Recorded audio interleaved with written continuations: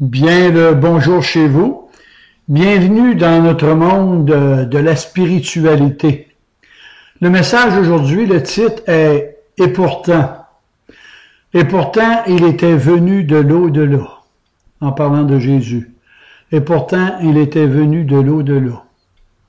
Et même si je sais d'avance que la plupart d'entre vous connaissent les textes du 16e chapitre de Luc, c'est-à-dire le récit de Lazare et du mauvais riche, je suis convaincu qu'il y a encore des éléments de doctrine qui vous ont échappé en quelque part.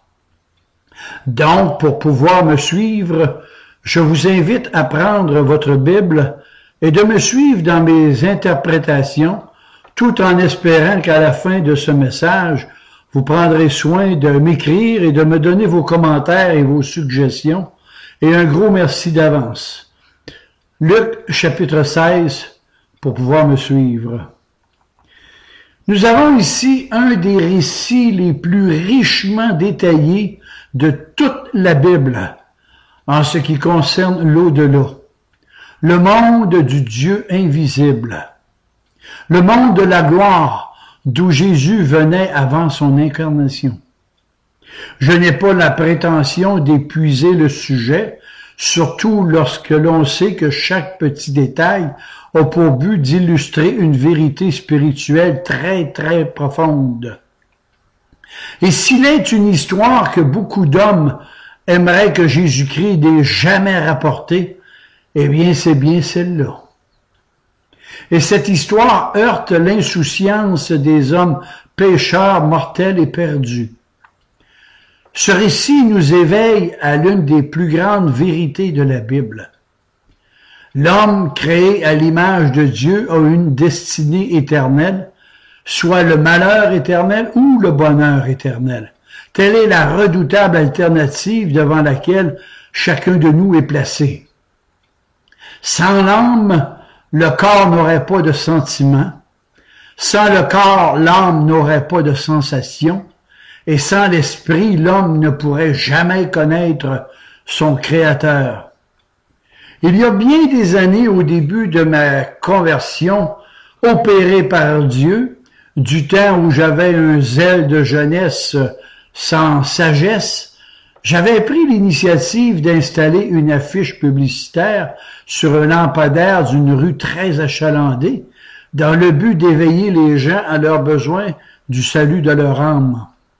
J'avais écrit en grosses lettres 3 simples mots.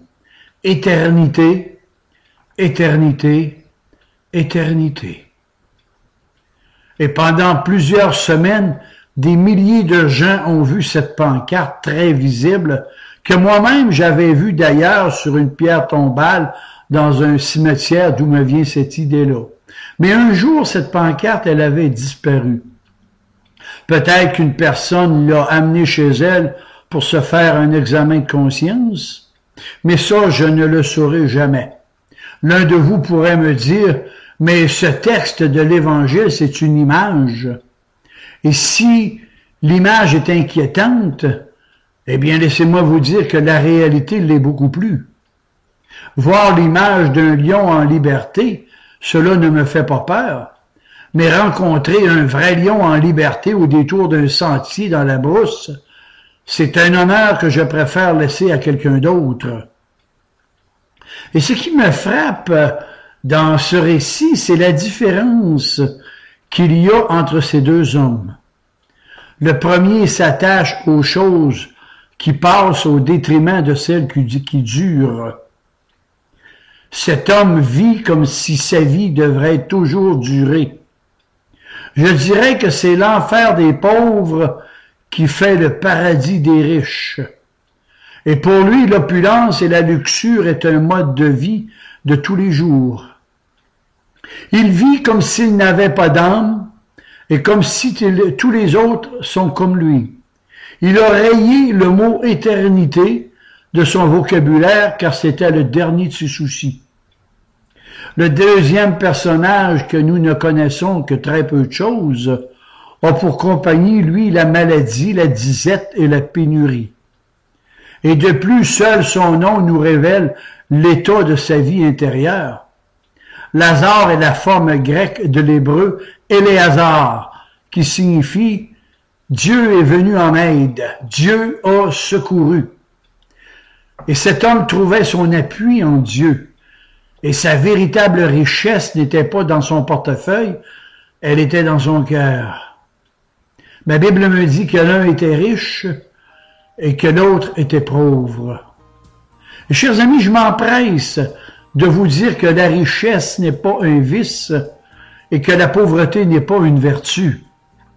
Jamais vous ne trouverez cette pensée dans la parole de Dieu, car la Bible ne s'élève jamais contre la richesse, mais plutôt contre son mauvais emploi. Toutefois, je me questionne à savoir comment cet homme a pu s'enrichir.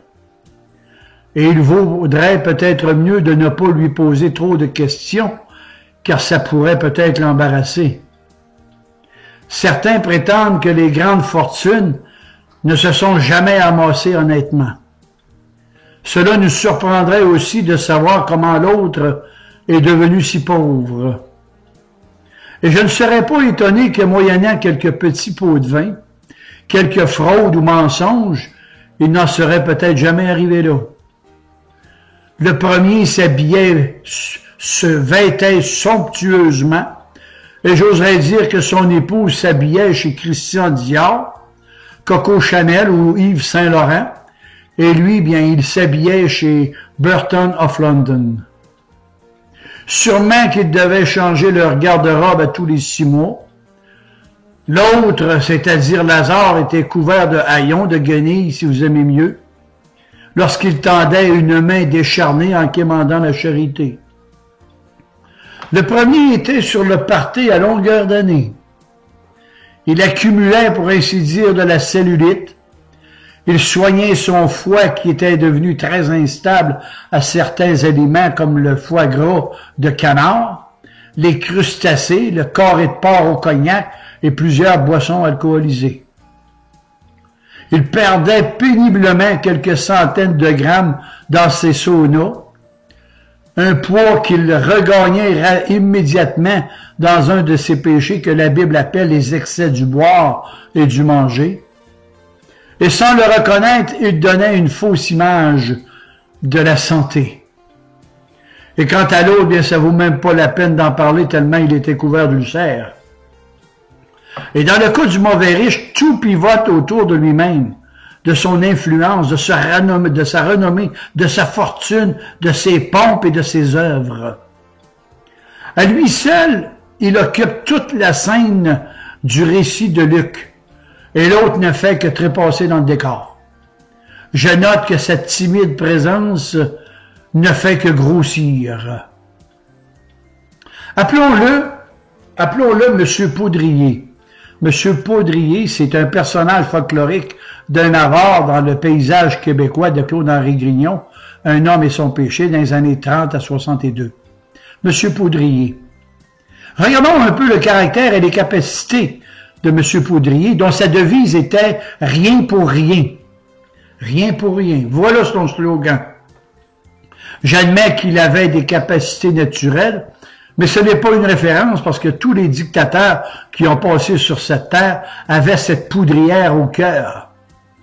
M. Poudrier savait diriger ses affaires et il avait le souci de l'économie. Il n'était pas avare comme Balthazar Picsou, de qui on peut lire ce qui suit sur sa pierre tombale. J'ai été le plus dur de tous les gros durs, plus malin que tous les petits malins, et j'ai réussi honnêtement tout en séduisant.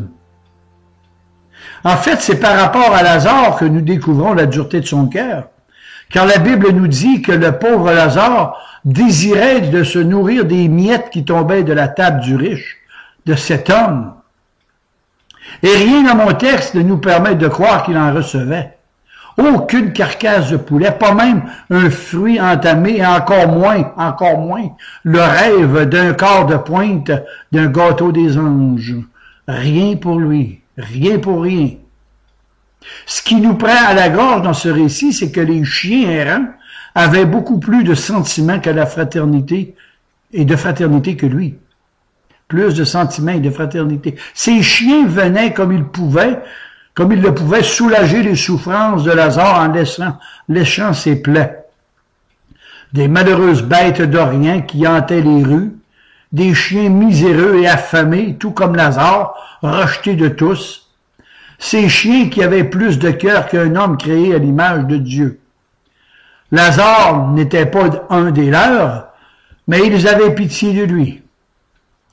De leur langue humide, ils lui apportaient le seul pansement qui lui procurait quelque soulagement.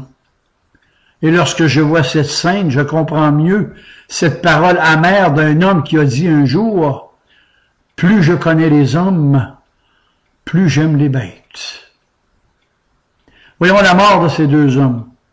Mais il faut savoir que cette thérapeutique canine, toute généreuse qu'elle fut, ne devait pas être très efficace. Et ce qui devait arriver arriva. Notre ami Lazare est mort. D'ailleurs, on s'y attendait un peu d'ailleurs. Et ça n'a pas été une surprise pour nous.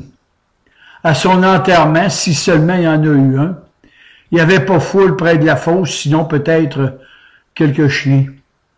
Pas de discours, pas de fleurs, pas de couronne, et rien dans les avis de décès. Et j'oserais dire, sans vous offusquer, qu'il est mort comme un chien. Mais ce qui a causé la surprise, c'est la suite de ce récit. Monsieur Poudrier, lui aussi, est mort. Et ça, personne ne s'y attendait. La nouvelle s'est répandue de bouche à bouche comme une traînée de poudre, pour ne pas dire une poudrière.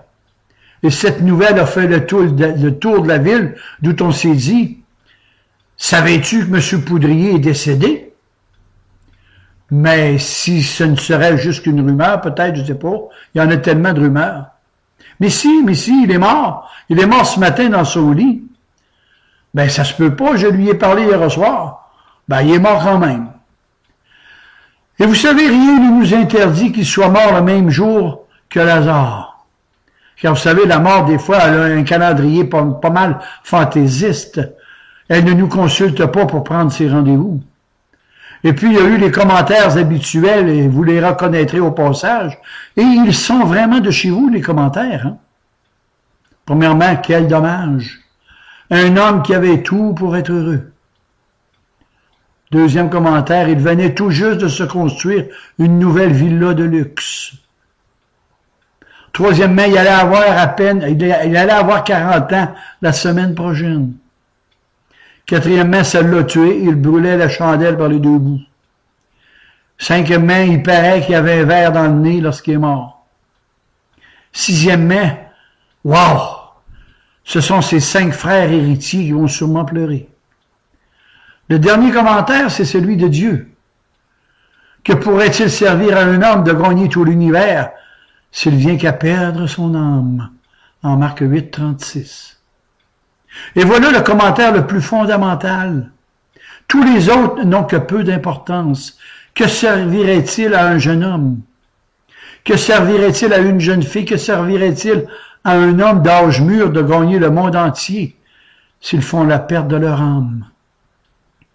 Donc, M. Poudrier a fini sa première tranche de vie qui n'a duré que quelques années. Vous auriez dû voir le service funéraire de M. Poudrier. Quelle pompe! Oh! C'est par les portes centrales de la basilique qu'il est entré. Le cercueil n'avait pas de prix tellement il coûtait cher. Le sermon, vous n'avez pas idée. Tout tourne à sa gloire, et un peu plus, mais on le canonisait sur place. Ce n'était pas une pierre tombale sculptée, cela aurait été ridicule pour lui. Un mausolée à faire rougir les riches de son monde. À sa mort, son fleuriste est devenu très riche. Et ceux qui ont versé le plus de larmes ont été les pleureuses professionnelles qui avaient été engagées, qui étaient payées pour... enfin. Et maintenant, voici l'autre vie qui commence dans l'au-delà, et elle ne va jamais se terminer. Et en passant, c'est quoi cet au-delà si mystérieux? De quoi est-il fait? Vous savez, l'enseignement de la Bible est très lumineux et précis sur ce sujet. Lazare est dans la consolation, Lazare est dans la félicité éternelle, et l'autre est dans un remords sans fin. La fumée de leur tourment, me dit ma Bible, Apocalypse 14, 11. Et il est réservé aux hommes de mourir une seule fois. Hébreux 9, 27. Après quoi vient le jugement. Je sais que de plus en plus, et même dans le monde dit christianisé, que l'enfer n'existe pas. Mais lisez ce récit et dites-moi ce qu'il veut dire d'autre. Jésus l'a dit, ça doit être vrai. Et si quelqu'un le savait, c'était bien lui, car n'oubliez jamais que Jésus venait justement de l'au-delà. Il pouvait nous en parler en toute connaissance de cause. Ne croyez-vous pas? S'il nous faut refuser l'enseignement de Jésus-Christ sur ce seul point, eh bien, il nous faut le refuser sur tous les autres points. Moi, je vous dis que plutôt que de juger la parole de Dieu, laissons-nous juger par elle, car c'est elle qui subsistera au dernier jour. 1 Chronique 17, 23. L'un de vous pourrait me dire, oui, mais... Frères et sœurs en Christ, on est entouré de partout de ces oui, mais.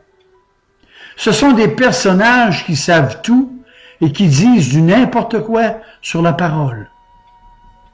La Bible les appelle des moqueurs, mais que voulez-vous, il faut vivre avec. Hein? Que votre oui soit oui et que votre non soit non. Et de tout ce qu'on y ajoute, bien, ça vient du malin, en Matthieu 5, 37. Oui, mais Jésus n'a jamais voulu dire cela. Oui, il a dit cela, mais ce n'est pas le sens que vous dites, car son enseignement a une toute autre signification. Oui, monsieur l'exégète, vous tordez les paroles de Jésus.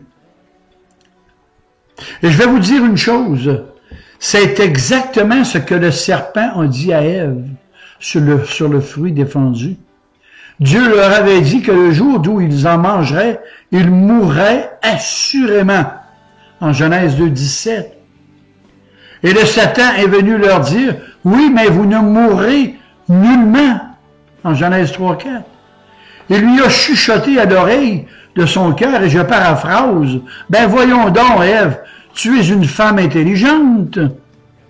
Tu es appelée à devenir la mère de tous les humains. Tu as du mal à comprendre, et mal interpréter les paroles de Dieu. Mais non, vous ne mourrez jamais.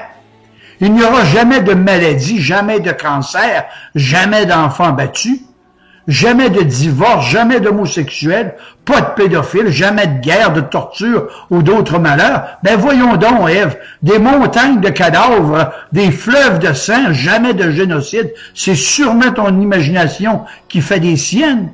Voyons, Ève, mais pour qui prends-tu ton Créateur? Voyons donc, Ève, je connais Dieu mieux que toi, et Dieu est amour. Tout en lui est amour. Il ne vous a pas créé pour que vous mouriez. Voyons, Ève.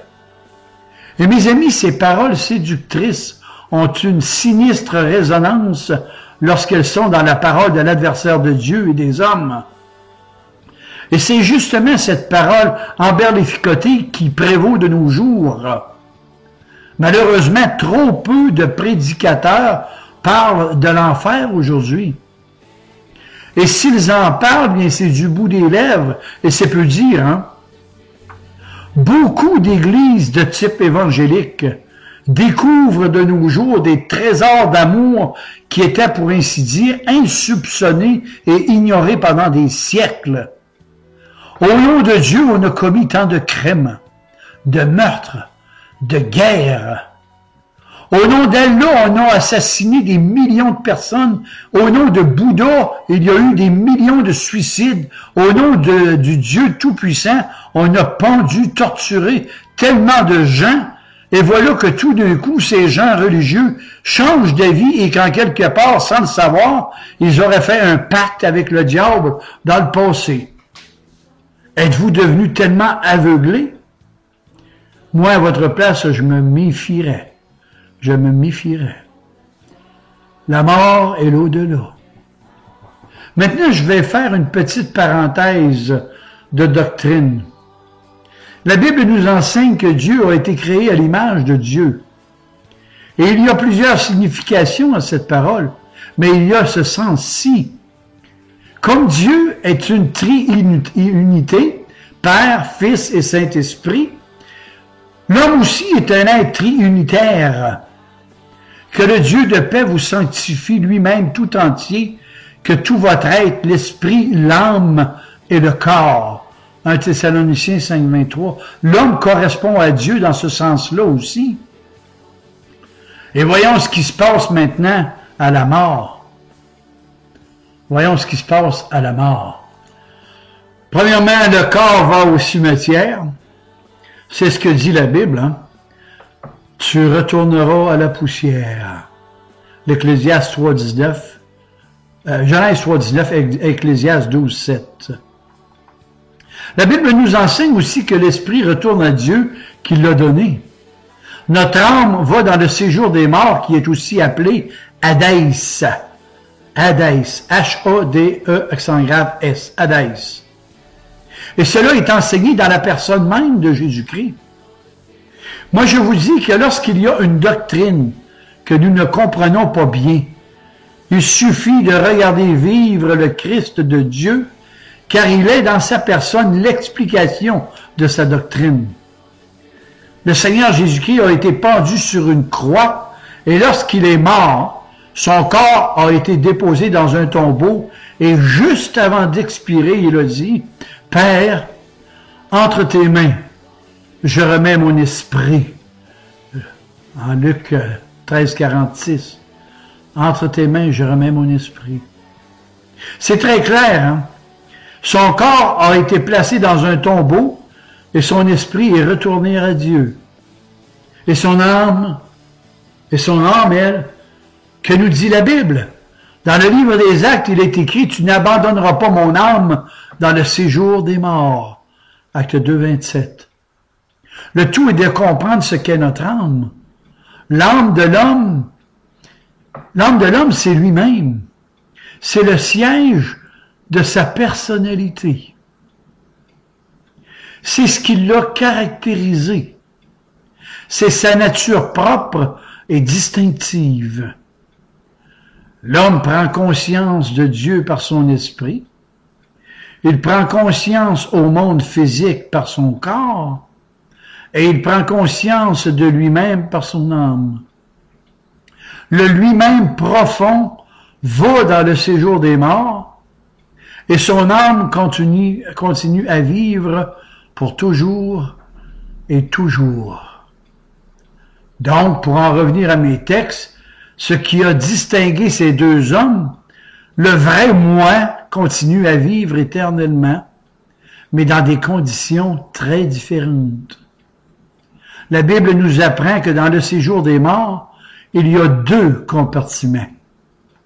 Un pour ceux qui, comme Lazare, ont tiré leur aide par la grâce irrésistible et prévenante de Dieu et le salut par Jésus-Christ. À leur mort, les élus de Dieu sont portés par les anges dans le sein d'Abraham. Ils vont là où ceux qui ont reçu de Dieu la même foi qu'Abraham, qui est appelé le Père des croyants. Et sur ce, Galates 3, 29, sur ce dernier point, je vous propose le sermon de la doctrine de l'élection au numéro 79 sur Denis Doyon YouTube, sur ce dernier point que je viens de vous dire. Les élus déchus dans leur péché ont été sauvés pour l'éternité. Voilà la destinée des rachetés de Christ, être toujours avec leur Seigneur et leur Sauveur. 1 Thessaloniciens 4, 17. Et l'autre compartiment est pour les perdus, c'est-à-dire que dans l'au-delà, la situation s'est renversée. Le Lazare qui brûlait de fièvre et que la faim consumait est consolé. Voyons maintenant l'autre. C'est l'autre qui brûle, mais dans un enfer qui ne s'éteint pas. Lui qui n'aurait pas donné une miette de son abondance convoite une goutte de bonheur et de la vie éternelle. Lazare est maintenant à la table du salut avec les grands noms de la Bible comme Abraham, Isaac, Jacob et j'en passe. Par un juste retour des choses et fait inusité, c'est le riche qui mendie.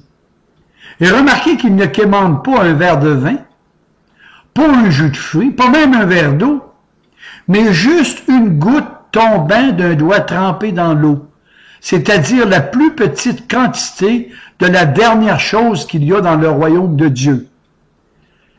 Quelqu'un a dit, l'enfer,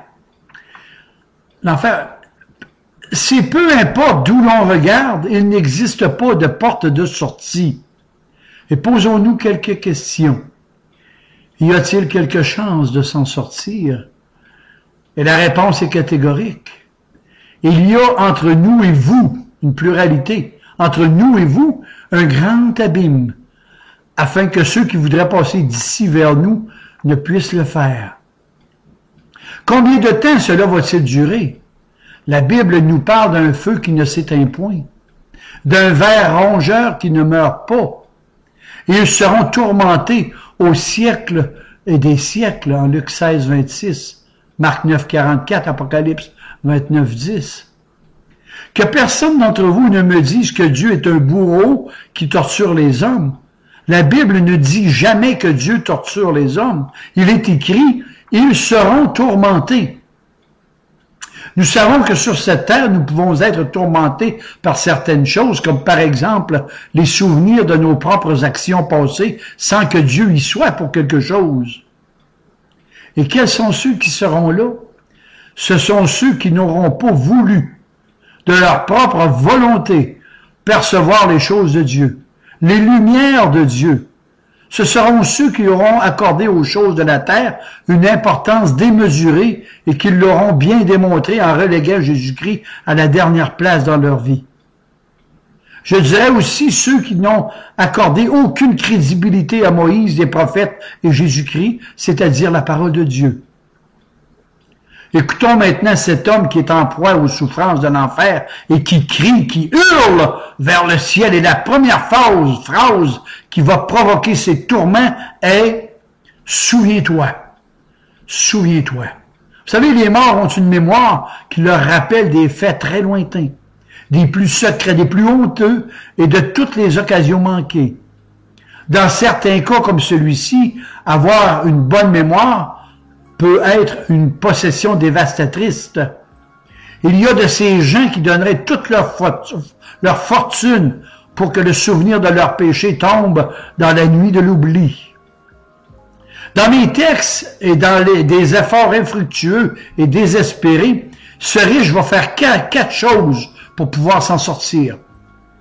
Mais comme certains d'entre vous qui devraient le faire aujourd'hui, lui va le faire, mais hélas, il est trop tard. Premièrement, il lève les yeux, il cherche une vision, mais il est trop tard. Deuxièmement, il cherche miséricorde. Aie pitié de moi, mais il est trop tard. Troisièmement, il essaie de prier, mais il est trop tard. Quatrièmement, il essaie d'évangéliser, mais il est trop tard. Lui qui a toujours haussé les épaules lorsqu'on lui parlait de la Bible, et qui, comme beaucoup d'autres, a dit avec ironie, s'il y a un jugement, là, c'est bon pour les assassins, les voleurs, les escrocs. Mais moi, je suis un honnête citoyen qui me suis fait des amis avec mon argent, moi dont le casier judiciaire est vierge. Qu'est-ce qui peut bien m'arriver sinon d'aller au ciel? Il a fait taire sa conscience, lui qui disait que tout dans sa vie n'était pas aussi bien qu'il le prétendait. Il a fermé le livre qui disait « Il n'y a pas de juste, pas même un seul, tous sont péchés et sont privés de la gloire de Dieu. » Il a fermé ce livre-là en Romains 3,10. Il a peut-être cru contre toute logique que ce jour n'arriverait jamais. Il a peut-être cru que sa vie n'allait jamais finir et il n'a peut-être jamais pensé à la valeur de son âme. Il ne s'est jamais posé la question « Est-ce que je suis sauvé ou est-ce que je suis perdu ?» Et maintenant, il saisit toute l'horreur de la situation dans laquelle il se trouve. Il se trouve sans issue. Il ne peut rien faire pour s'en sortir et les hommes ne peuvent rien faire pour lui. Ce mauvais riche représente les trépassés. Et sur ce dernier sujet, je vous propose le sermon numéro 47, La vie après la vie, sur Denis Doyon YouTube. Dieu même ne peut rien faire pour lui. Pourquoi? Parce qu'il avait atteint le point du non-retour. Et encore là, je vous propose le sermon numéro 11, le point du non-retour, Denis Doyon YouTube. Mes amis, vous savez que dans la vie, il y a des occasions qui ne se représenteront plus jamais.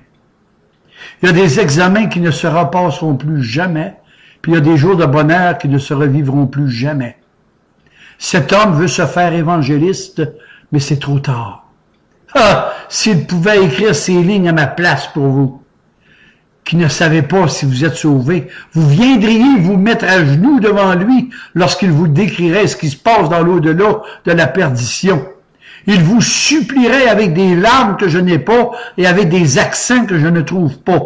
Il vous supplierait du fond de son cœur, comme le faisait le grand apôtre Paul. Je vous en supplie au nom de Dieu, soyez réconciliés avec Christ. 2 Corinthiens 5, 20. Oui, il veut se faire évangéliste, mais il est trop tard. Et il blâmera le ciel de ne pas lui avoir fourni des arguments convaincants. Il va même faire la leçon à Abraham en disant, si quelqu'un des morts va vers eux, ils se repentiront. Ah, pense-t-il, si j'avais vu de mes yeux vus un seul miracle. Oh, si mes yeux auraient vu un mort sortir de sa tombe, c'est certain que j'aurais cru. Et ici, la réponse du ciel est encore négative. S'ils n'écoutent pas Moïse et les prophètes, ils ne se laisseront pas persuader, même si quelqu'un des morts ressusciterait.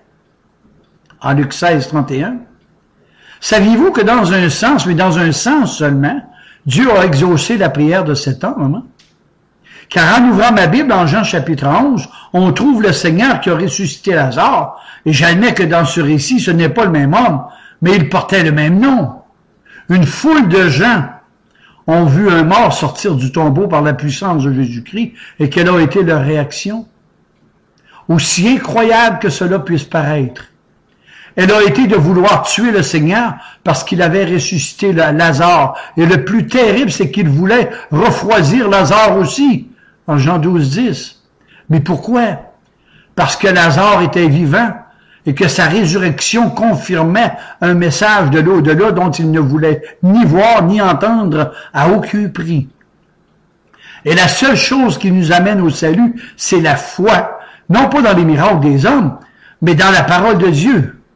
Il est écrit quelque part dans la parole de Dieu que la foi vient de ce qu'on entend, et ce qu'on entend vient de la parole de Dieu. Comprenez-moi bien maintenant, chers amis, comprenez-moi bien. La Bible nous enseigne qu'être sauvé, c'est justement de faire ce qu'a fait le mauvais riche en enfer, hélas, qui pour lui était trop tard. Premièrement, il a levé les yeux. Ça veut dire que le salut n'est pas en nous, ni dans ceux qui nous entourent. Le salut vient de plus haut que nous. Le salut vient de Dieu. Vous êtes sauvés par sa grâce, par la foi qu'il vous donne, et cela ne vient pas de vous, c'est un cadeau immérité de Dieu pour vous. Une grâce dans votre disgrâce. C'est Dieu qui a fait le salut, c'est lui qui a accompli votre salut, et c'est Dieu qui donne le salut à qui il veut, comme il veut et quand il veut. Et il nous a sauvés non à cause des œuvres de justice que nous aurions faites, mais selon sa propre miséricorde, en Romains 9, 14 à 18 et Tite 3, 5. Oh, ça peut être dur d'admettre que nous ne pouvons rien faire de par nous-mêmes pour être sauvés. Et la cause, c'est justement parce qu'il n'y a rien de valable en nous qui puisse nous valoir le salut. Et je me répète, c'est Christ qui a tout fait et tout accompli. Levez vos yeux, regardez vers l'invisible afin de recevoir l'impossible. Portez vos yeux plus haut que votre entourage, plus haut que vos efforts, plus haut que votre religion qui se prétendait être la meilleure au monde. Deuxièmement, le mauvais riche a demandé pitié et cherché la miséricorde dans son enfer, mais trop tard pour lui. Mais pour vous maintenant, rien d'autre que la miséricorde divine ne peut vous sauver. Pauvre âme, si en cet instant d'où tu entends la parole de Dieu, au travers de ce message de grâce que je vous apporte, n'endurcis pas ton cœur et crois à la parole de Dieu, en ses promesses. Vous pouvez même dire à Dieu, Seigneur, de tout ce que j'ai entendu aujourd'hui, je me mets d'accord avec tout ce que tu dis, même si je ne comprends pas tout. Seigneur, est-ce que tu voudrais me donner une deuxième chance et d'avoir pitié de moi maintenant? D'être généreux envers moi en m'enlevant la culpabilité de tous mes péchés qui ont souillé l'âme de mon existence terrestre. Seigneur, accorde-moi cette foi qui découle de ta grâce. S'il te plaît, Seigneur, au nom de ce qu'il y a de plus sacré, de plus pur, de plus saint dans ton royaume, souviens-toi de moi, car je viens à toi comme le plus indigne des pécheurs. Troisièmement, il vous faut prier le ciel. Comme le brigand qui était crucifié à côté du Seigneur. Nous avons ici un homme qui avait gâché sa vie et même celle des autres. À 2 doigts d'un enfer qu'il avait mérité 1000 fois, eh bien, figurez-vous qu'il s'est tourné vers le seul homme qui pouvait le sauver. Il s'est tourné vers l'agneau de Dieu, le Christ de Dieu, le seul qui a donné sa vie en rançon pour plusieurs. Marc 10, 45. Ce criminel s'est tourné vers Jésus et lui a lancé un SOS provenant de son cœur et de son âme. Souviens-toi de moi lorsque tu viendras dans ton règne. Et que pensez-vous que Jésus lui a répondu? Je vous en laisse la réponse. Hein? Un jour, j'avais été invité dans une église à Montréal pour une série de conférences sur la grâce de Dieu. Et vers la fin d'une de mes conférences, une jeune fille voulait me parler du message que j'avais apporté. Nous avons pris un rendez-vous chez elle en compagnie de mon épouse.